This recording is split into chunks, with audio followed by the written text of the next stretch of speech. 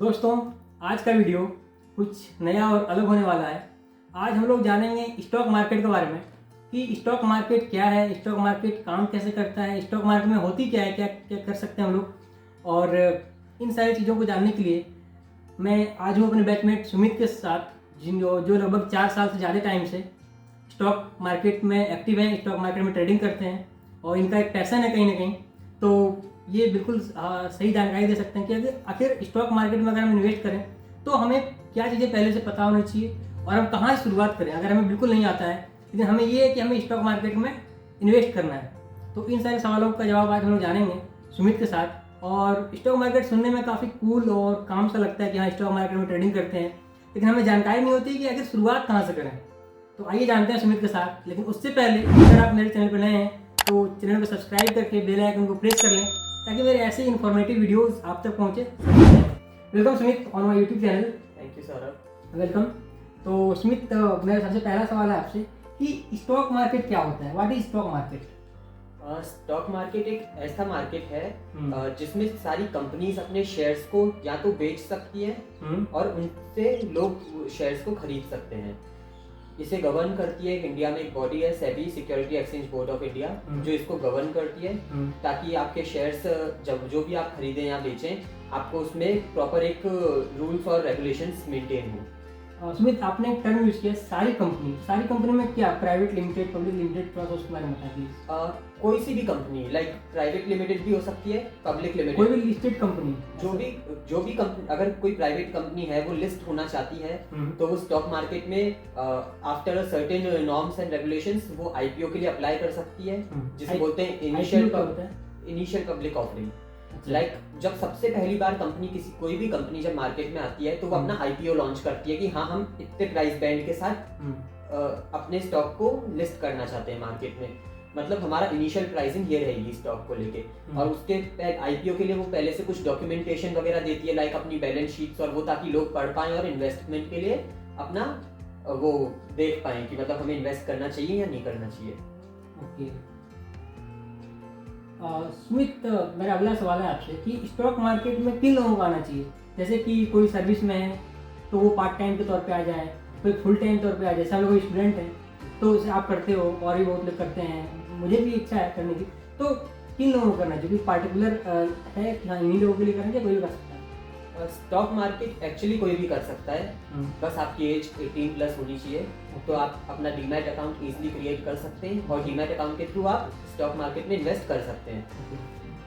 करना किसको चाहिए? हर किसी को। जैसे अभी कुछ टाइम पहले तक इन्फ्लेशन 6% पे था। अच्छा। हमारा जो बैंक अकाउंट का, सेविंग्स अकाउंट का जो इंटरेस्ट रेट है वो होता है 4%।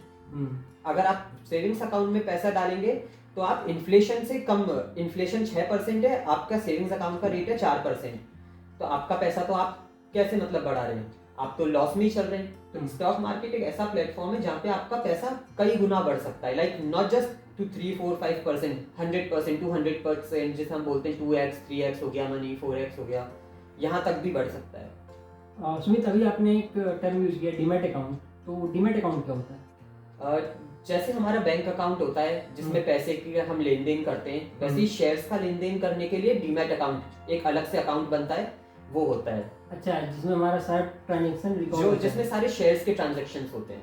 आपने शेयर्स खरीदे बेचे, पहले तो एक टाइम था जब शेयर ट्रेडिंग उसमें होती थी, पेपर से होती थी, पेपर आते थे घर पे, पोस्ट होके आया करते थे शेयर्स।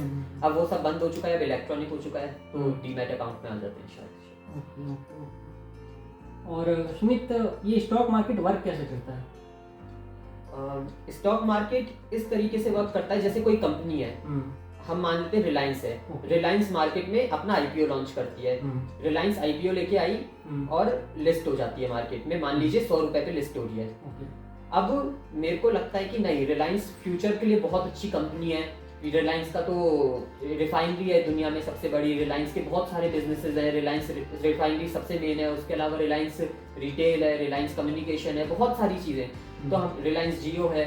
तो हमें लगता है कि नहीं, ये कंपनी और ग्रो करेगी, 100 रुपए तो इसका बहुत कम प्राइस है, तो मैं सोचता हूँ कि मेरे को इस कंपनी में इन्वेस्ट कर देना चाहिए। मैंने उस कंपनी में 100 रुपए पे इन्वेस्ट कर दिया, जो 100 रुपए बढ़ बढ़ के आज शायद रिलायंस का शेयर 2700 पे चल रहा है। कितना पैसा बढ़ गया।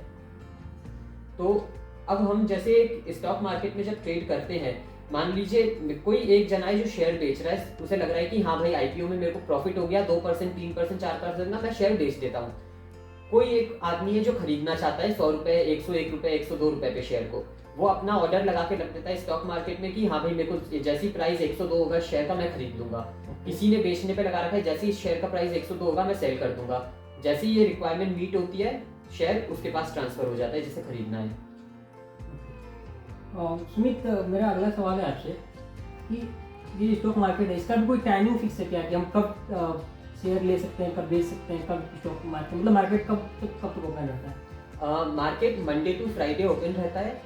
मार्केट का टाइमिंग है सुबह 9 बजे से दिन के 3:30 बजे तक, 9 to 3:30। इसी बीच में आप जो भी चाहो स्टॉक खरीदो, शेयर या बेचो, जो भी करना, हाँ, इसके बीच में आप पूरा ट्रेडिंग शेयर की कर सकते हैं। फिर मेरा अगला सवाल है कि ट्रेडिंग और डेरिवेटिव मार्केटिंग में क्या डिफरेंस है? डेरिवेटिव मार्केट, वो इसे हम कैपिटल मार्केट भी बोलते हैं क्योंकि यहाँ पे कैपिटल की बहुत ज़्यादा रिक्वायरमेंट होती है अगर आपको ट्रेड करना है तो। एक जो जनरल ट्रेडिंग मार्केट होता है, हमारा जनरल स्टॉक मार्केट, उसमें हम एक बेसिक स्टॉक मार्केट का आइडिया है कि एक कंपनी ने अपने शेयर्स को लिस्ट कर रखा है मार्केट में, कोई एक जना खरीद रहा है, कोई एक बेच रहा है। ये होता है बेसिक स्टॉक ट्रेडिंग कि आपने शेयर्स खरीदे बेचे, आपने जैसी शेयर का प्राइस कम हुआ खरीद लिया, जैसी बढ़ा आपने बेच दिया। डेरिवेटिव मार्केट एक अलग चीज होती है। डेरिवेटिव मार्केट में आप एक प्रीमियम अमाउंट, हम जिसे बोलते हैं, आप एक स्पेसिफिक अमाउंट देते हैं किसी भी कंपनी के डेरिवेटिव शेयर्स को, लाइक उन्हें हम बोलते हैं फ्यूचर और ऑप्शन। आप उनमें एक स्पेसिफिक अमाउंट, कम अमाउंट डालते हैं, उसके बदले में वह कंपनी का आपको एक लॉट मिल जाता है। एक लॉट में 25 शेयर्स हो सकते हैं, 50 हो सकते हैं, जितना भी उस कंपनी का वो है प्राइस बैंड, उस हिसाब से वो शेयर्स रख सकती है। अब उस कंपनी के मान लीजिए 100 शेयर्स आपको एक बहुत मिनिमम अमाउंट में मिल गए।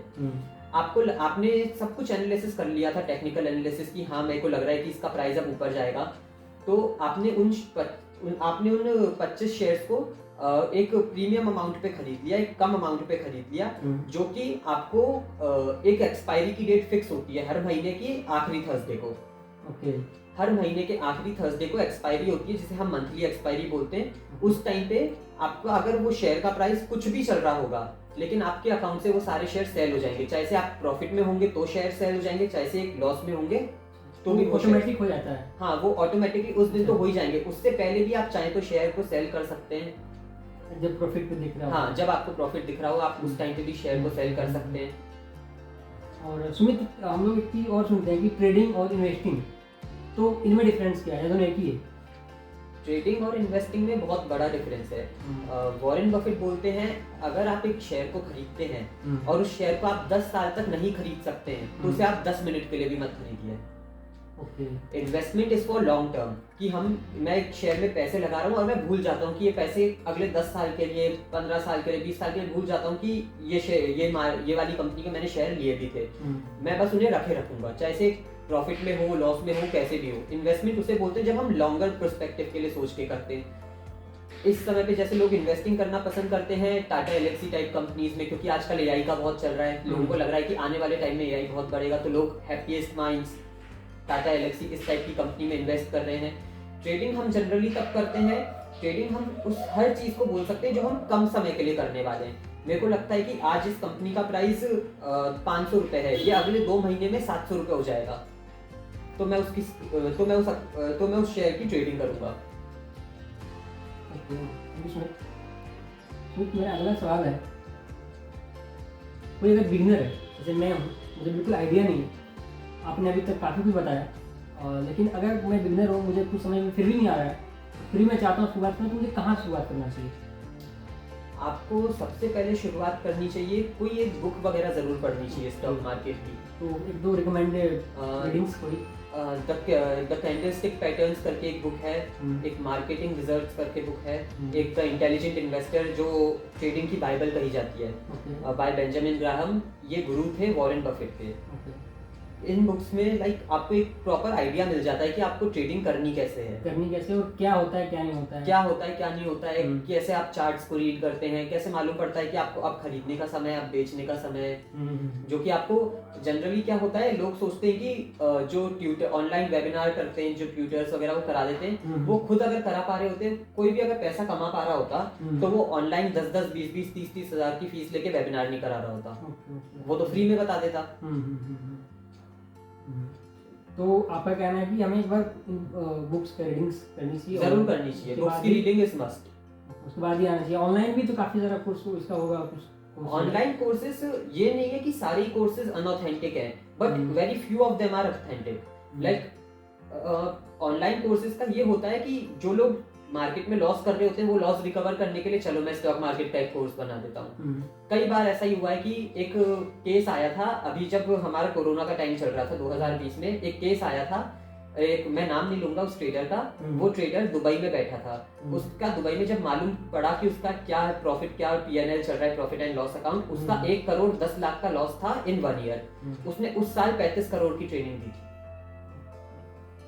अब जो खुद नहीं कमा रहा वो इस तरीके से कमा रहा है, जो मार्केट से नहीं कमा रहा। सुमित, मेरा अगला सवाल है, जैसे कि हम लोगों ने मान लो रीडिंग कर ली, हमें पता चल गया, तो हम कंपनीज कैसे फाइंड करें कि इंडिया में जो पब्लिकली लिस्टेड कंपनीज है किनमें पैसा लगा है और किसमें ट्रेडिंग करें, ये कैसे पता चलेगा? हमें ये चीज़ पता पड़ पाएगी कि पहले तो हमें सोचना है कि कौन सी कंपनीज हैं जो आने वाले टाइम पे चलने वाली हैं, अगले 10 साल में मार्केट कहाँ पे जाएगा, हमें पहले ये सोचना है। हमने जैसे सोचा, मतलब आप कह रहे हो कि कोई स्पेसिफिक सेक्टर में देखो, मेडिसिन सेक्टर ऐसा? हाँ, जैसे मेडिसिन सेक्टर है ये ऑल टाइम है, मेडिसिन की जरूरत हमेशा पड़ती रहेगी। हॉस्पिटल सेक्टर है, जितने भी हॉस्पिटल्स के शेयर्स हैं, फोर्टीज हो गया, अपोलो हो गया, हॉस्पिटल्स कभी बंद नहीं होने, ये सेक्टर्स ग्रो करते रहेंगे। सेक्टर है कौन सा? ऑटोमोबाइल सेक्टर है, ये कभी बंद नहीं होना। ऑटोमोबाइल्स में कौन ये इलेक्ट्रिक कार्स लेके आ रहा है, इस चीज को हम देख सकते हैं। उसके अलावा और सेक्टर्स में जैसे अभी एक नया, बहुत लोगों को ज्यादा मालूम नहीं है, रिसाइकलिंग का सेक्टर। रिसाइकलिंग के ऊपर अलग अलग पॉलिसीज गवर्नमेंट की आ रही है। ये वाला सेक्टर काफी तेजी से ग्रो करने वाला है, ये भी एक फ्यूचर सेक्टर ही है, जिसके बारे में कम लोगों को आइडिया है। इसके शेयर प्राइस भी अच्छी कंपनियों के शेयर प्राइस में नाम नहीं लूंगा कंपनियों का, लेकिन 150-200 रुपए पे चल रहे हैं, जो आने वाले टाइम पे 2000 भी डेफिनेटली जाएंगे। तो हम लोगों ने रीडिंग्स ले ली, कंपनी फाइंड भी कर लिया किस कंपनी में लगाना है, हमें पैसे किसमें ट्रेडिंग करना है, लेकिन अब कैसे पता करें कि वो कंपनी का रिपोर्ट, जो फाइनेंशियल रिपोर्ट होता है, हम कैसे, कहाँ से मिलेगा? हमें रिपोर्ट देखना है, क्या देखना चाहिए, इन्वेस्ट करने से हमें फाइनेंशियल रिपोर्ट सारी की सारी एनएसई और बीएसई, नेशनल स्टॉक एक्सचेंज और बॉम्बे स्टॉक एक्सचेंज, इन दोनों की साइट्स पे मिल जाएंगी। कोई भी कंपनी का, जो भी कंपनी जिस पे भी लिस्ट है, अच्छा, उस पे। उसके अलावा हमें इन कंपनीज की वेबसाइट्स पे इनकी रिपोर्ट्स मिल जाती है। वेबसाइट विजिट करना मेरे को लगता है कि सबसे अच्छा है, ताकि आपको कंपनी के बारे में प्रॉपर इन्फॉर्मेशन मिलती है, कंपनी अभी क्या कर रही है, कंपनी के आगे के प्लान्स क्या हैं, वो सब वो अपनी वेबसाइट पे अपलोड रखते ही हैं जनरली। एंड उसके अलावा आपको ये सारी रिपोर्ट्स मिल जाएंगी। उसके अलावा आप रिपोर्ट्स, बैलेंस शीट, पीएनएल, इन सबको एनालाइज करके देख सकते हैं कि आपको कौन सा स्टॉक चाहिए, नहीं चाहिए। क्या क्या देखना होता है? बैलेंस शीट और PNL, profit and loss. Balance sheet, PNL, AGM, annual general meeting के ऊपर क्या बोला है कंपनी के डायरेक्टर्स ने, कौन सा पर्सपेक्टिव है इनका कि इन्हें ग्रोथ करनी है या फिर ये स्टेबल हो गए हैं। जैसे इंडियन ऑयल है, वो कंपनी अब ग्रो नहीं कर सकती, लाइक वो अपने सेक्टर में सैचुरेशन लेवल तक आ चुकी है, अब उसके पास और कुछ बचा नहीं है ग्रो करने के लिए। तो क्या ये इंडियन ऑयल का प्राइस बढ़ेगा, नहीं बढ़ेगा? अगर कंपनी अपना बिजनेस ही चेंज कर रही है और कंपनी को मालूम है कि हम सैचुरेशन लेवल तक आ चुके हैं, जैसे कि मेटा, फेसबुक जिसे हम जानते हैं फेसबुक के नाम से, मेटा, उसने कंपनी ने अपने आप को चेंज कर रही है। कंपनी पहले थी सोशल मीडिया प्लेटफॉर्म, जिससे कंपनी अब अपना फोकस डाइवर्ट करके जा रही है वर्चुअल रियलिटी की तरफ, जिसको हमने सुना होगा, मेटावर्स एक नाम है, एक टर्म है मेटावर्स। कंपनी उस चीज पे ध्यान दे रही है, हालांकि लोग अभी तक समझ नहीं पा रहे कि कंपनी करना क्या चाहती है, लेकिन कंपनी का फ्यूचर पर्सपेक्टिव बहुत आगे का है, तो इसलिए उसका शेयर प्राइस अभी डाउन है, बट आने वाले टाइम पे डेफिनेटली अप होगा। सुमित, हमें उस टाइम इन्वेस्ट करना चाहिए जब मार्केट हाई चल रहा हो, ऐसा कुछ या कोई पार्टिकुलर कब करना चाहिए? वैसे मार्केट ऐसा बोला जाता है कि कब जब लो मार्केट 3-4% टूटा हुआ हो, आपको उस समय पे पैसा डालना चाहिए मार्केट में। लेकिन मैं पर्सनली यही मानता हूँ, जब आपके पास पैसे हैं और आपको लगता है कि इन्वेस्ट करना चाहिए, इन्वेस्ट करना चाहिए। ऐसा जरूरी नहीं है कि मार्केट टूटेगा ही टूटेगा। अभी 18,000 पे चल रहा है तो ऐसा नहीं है कि वो 15,000 पे आएगा ही आएगा। ओके, लेकिन आपने जो बताया कि हमें प्रॉपर तरीके से जाना चाहिए, पहले आप रीडिंग्स करो, फिर मार्केट को समझो, जो कंपनी में करना चाहिए उस कंपनी को एनालाइज करो, उसका बैलेंस शीट P&L वगैरह देखो, देन उसमें फिर आप अपना पैसा लगाओ। ये बिल्कुल एनालाइज और कैलकुलेट कर दो। हाँ। अगर रिस्क लेना है तो कैलकुलेटेड लो। कैलकुलेटेड रिस्क है ये। हाँ, जिसमें आपको ऐसे नहीं आप किसी में भी लगा दिए, उसमें तो लॉस ही होना। फिर वही लोग क्या करते हैं कि मालूम कुछ भी नहीं है बट किसी कंपनी में पैसे डाल दिए और उस पैसे वो पूरा पैसा बात में सुनिए कि हाँ इस कंपनी में प्रॉफिट चल रहा है, बस वो एक जनरल न्यूज आती रहती है कि हाँ ये न्यूज चल रही है, ये कंपनी रोज अपर सर्किट हिट कर रही है, लोअर सर्किट हिट कर रही है मार्केट में, हम इसमें पैसा डाल देते हैं, हमारा रोज का 5% पैसा बनेगा। ऐसा कुछ नहीं होता। और सुमित, मेरा अगला सवाल है कि अपने पोर्टफोलियो जो हमारा बनता है स्टॉक का, उसमें हमें कितना स्टॉक बाय करना चाहिए? जो मतलब कोई आइडियली ऐसा कुछ है क्या कि हाँ कितना स्टॉक एक माना जाता है सही होता है? ऐसा जनरली ऐसा माना जाता है आपके अगर पोर्टफोलियो में 15 स्टॉक्स तक हैं, 15 से 17 20 स्टॉक्स हैं एक ही कंपनी की, अलग अलग कंपनीज अलग अलग सेक्टर्स कि अगर 15 से 20 स्टॉक्स हैं तो वो काफ़ी अच्छा रहता है। लाइक जो एक्चुअल इन्वेस्टर्स होते हैं, जो जिनका काम ही इन्वेस्टिंग है, वो इतने स्टॉक्स रखते हैं अपने पोर्टफोलियो में। अलग अलग सेक्टर्स, चाहे से केमिकल हो, फार्मा हो, IT हो, हर सेक्टर का कुछ ना कोई अच्छा स्टॉक होता ही है उनके पास।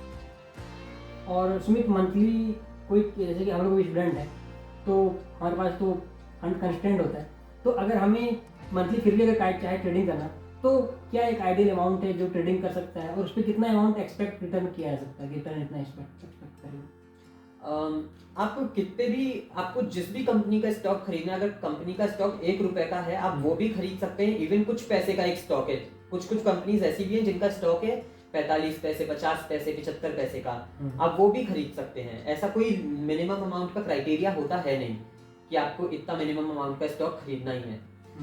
हमारे पास अब हम चाहते हैं कि हमने जैसे 100 रुपए का स्टॉक खरीद लिया किसी कंपनी का, हम चाहते हैं कि हम इस पे रिटर्न कितना देखना चाहते हैं। अगर 4% का रिटर्न वो दे रहा है स्टॉक, 104 रुपए हो जाता है 1 महीने के अंदर, तो वो आपको 1 महीने में 4% रिटर्न दे रहा है। जो आप अगर 100 रुपए बैंक में डालते तो वो आपको 1 साल बाद 4% का रिटर्न देता। तो हम इस हिसाब से अपना कैलकुलेट कर सकते हैं कि क्या रिटर्न हम एक्सपेक्ट कर सकते हैं किसी कंपनी से। तो जो मिला जुला के बात समझ में आई कि अगर आप चाहो तो पार्ट टाइम के तौर पे अगर कर सकते हो। और सुमित, मेरा आखिरी सवाल है आपसे कि as a MBA student, right, आप स्टॉक मार्केट को कैसे देखते हो? ये करना चाहिए या फिर जो फाइनेंस लेगा उसे ही करना चाहिए, फाइनेंस वाला है, फिर जनरल हमें कॉर्पोरेट में जाना है तो कॉर्पोरेट का आइडिया तो होना ही चाहिए, तो स्टॉक मार्केट करना चाहिए नहीं करना? एक्चुअली मैंने जब से स्टॉक मार्केट देखना शुरू किया है, मेरे को काफी आइडिया लगा है कि हाँ किस तरह की कंपनीज हैं जो मार्केट में लिस्टेड हैं, क्या काम होता है, कैसे बिजनेसेस चलते हैं, कौन से बिजनेस प्रॉफिट में है, कौन से लॉस में है, कौन सा आने वाला टाइम है, आने वाले टाइम पे कौन सा बिजनेस चलेगा नहीं चलेगा, इस चीज का आइडिया भी लगता है। प्लस इन्वेस्टमेंट हर किसी को करना चाहिए, नॉट इवन MBA, डॉक्टर हो चाहे से इंजीनियर हो, हर किसी को इन्वेस्टमेंट तो करना ही चाहिए। तो हम लोग इन्वेस्टमेंट कर सकते हैं स्टॉक मार्केट में, जिससे काफी अच्छे रिटर्न्स भी मिलते हैं। और एक लाइक फाइनेंस वाले का ऐसा जरूरी नहीं है कि सिर्फ फाइनेंस वाला ही करेगा। स्टॉक मार्केट में हर कोई इन्वेस्ट कर सकता है, वेदर इज फ्रॉम HR और मार्केटिंग, किसी भी डिपार्टमेंट का, किसी भी स्टॉक मार्केट में सिर्फ फाइनेंस वाला ही इन्वेस्ट करे ये जरूरी नहीं है। स्टॉक मार्केट का आइडिया हर किसी को होना चाहिए।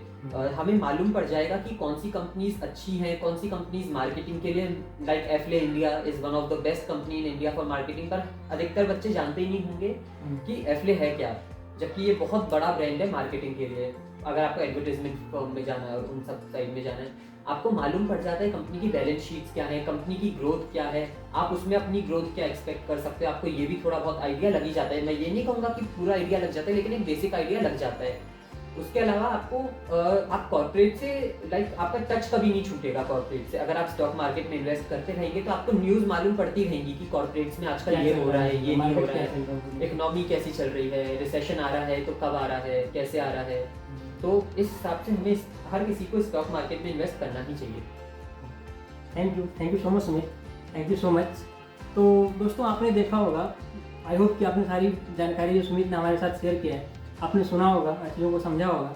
और अगर आपका भी इंटरेस्ट है ट्रेडिंग करने का और स्टॉक मार्केट में इन्वेस्ट करने का, तो मेरा आपसे रिक्वेस्ट है कि इस वीडियो को आपने अगर पूरा देखा होगा तो तो आगे आप कमेंट में बताएं अगर आपको और भी जानकारी चाहिए स्टॉक मार्केट से रिलेटेड और इस तरह की कुछ भी जिनमें आप अच्छे से अपना सिक्योर इन्वेस्टमेंट कर सको, तो मैं सुमित से फर्दर रिक्वेस्ट करूंगा और उस टॉपिक पे जो आप कमेंट सेक्शन में लिखे रहोगे उस पर हम लोग फर्दर वीडियोज़ बना लेंगे, फर्दर कंटेंट रेडी कर लेंगे। तो इस वीडियो में इतना है दोस्तों, अब दीजिए इजाज़त। अपना सपोर्ट और अपना प्यार इस चैनल के साथ बनाए रखें, खुश रहें, आबाद रहें, अपना और अपना ख्याल रखें। धन्यवाद।